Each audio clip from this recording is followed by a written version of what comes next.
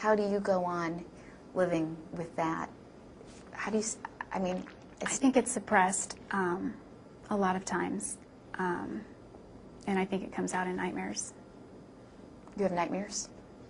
I've been told that I scream and cry in my sleep, and several times I've woken myself up screaming. I don't have memories of the nightmares, so I'm not sure what I'm dreaming about. I've lived with roommates over the years, and they consistently report that about me. But you've had them here since you've been incarcerated. Yes. Now, you touched on the mental illness. Most people think what you did to Travis Alexander is insane. Juan Martinez said you killed him 3 times. Why didn't they do an insanity plea? I don't know.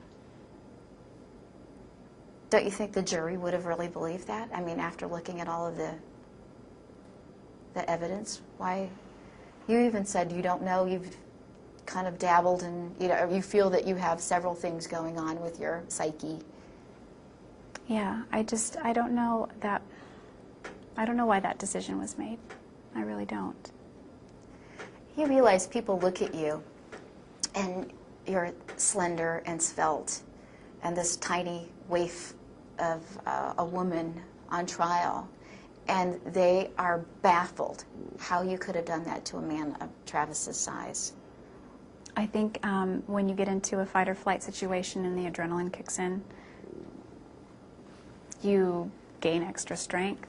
That's my theory. I don't have memory of a lot of what happened that day, but we all know that when you're in a situation and your adrenaline kicks in, you're physically capable of more than you typically are, such as, the mother who lifts the car off her child. Mm-hmm. Who could lift a car? Sure. But we've all done those stories, sure. Right. So I don't know if it's one of those situations or not.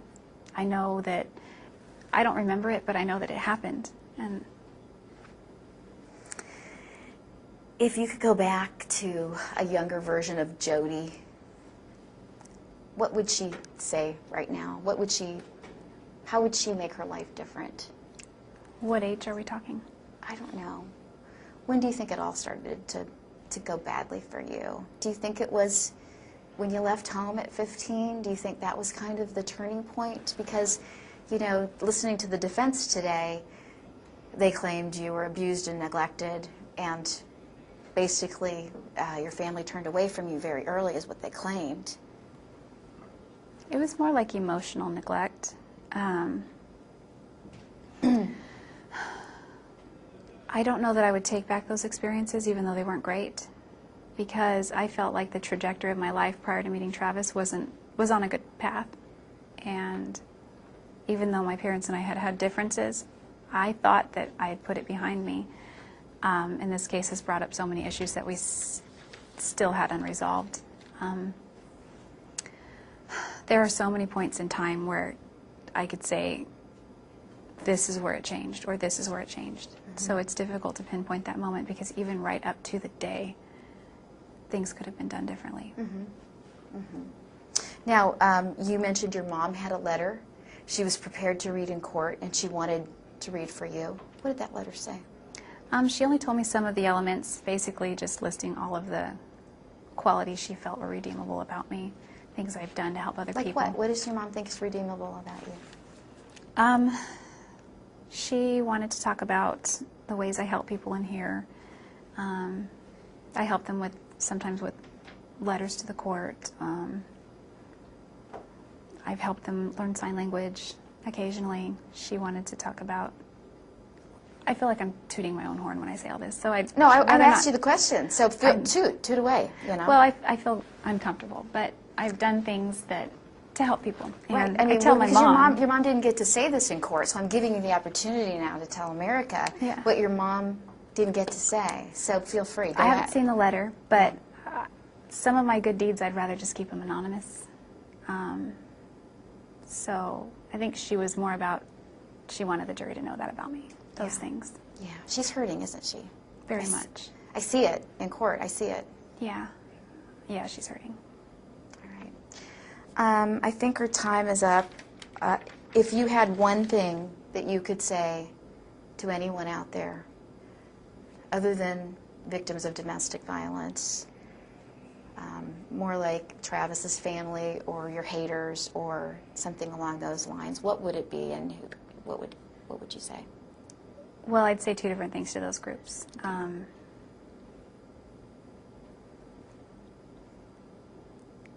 I hope that people are able to heal. I want them to be able to heal from this. I don't know if they will be able to, but I hope they can. I really do. Are you going to be able to heal? Have you healed? Have you? I haven't healed. I think it's possible, but I don't know if it's going to happen. If you get life in prison with parole, do you think you could be rehabilitated? Do you think you need rehabilitation? Well, as far as being a law-abiding citizen, I don't think I need very much rehabilitation because I'm not somebody who goes out and breaks the law. I'm not, contrary to what everyone thinks, I'm not dangerous to society. Mm-hmm. And I know that if I were given a second chance at freedom, that I would use that very responsibly.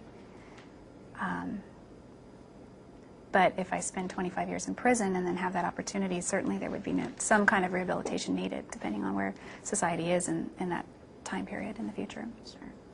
Jodi, oh, thank you. Yes, and go you ahead. Look at Amy. Yes, yes. Just look at her. That's great. So today you said you feel you deserve life in prison because if you're put to death, it would hurt your family.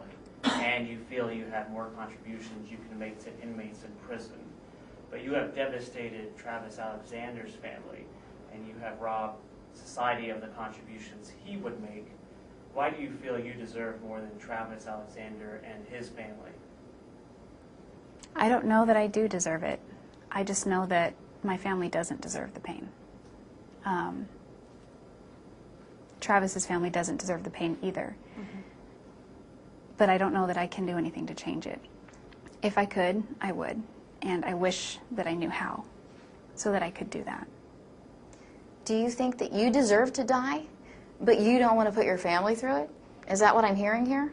Well, I don't know that it's about deserving, because we all do, eventually. I just don't know. I mean, I can't say what I deserve, because it sounds so entitled, and that's not really my attitude. I just know that I just don't want to hurt people anymore. Thank you. How have you prepared yourself for the jury's next decision? I'm just going to flow. I don't really have a lot of control over it.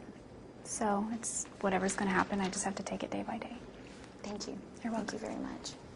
You haven't thought about it, is what you said to me earlier. Yeah. Denial? I know Denial, what... denial.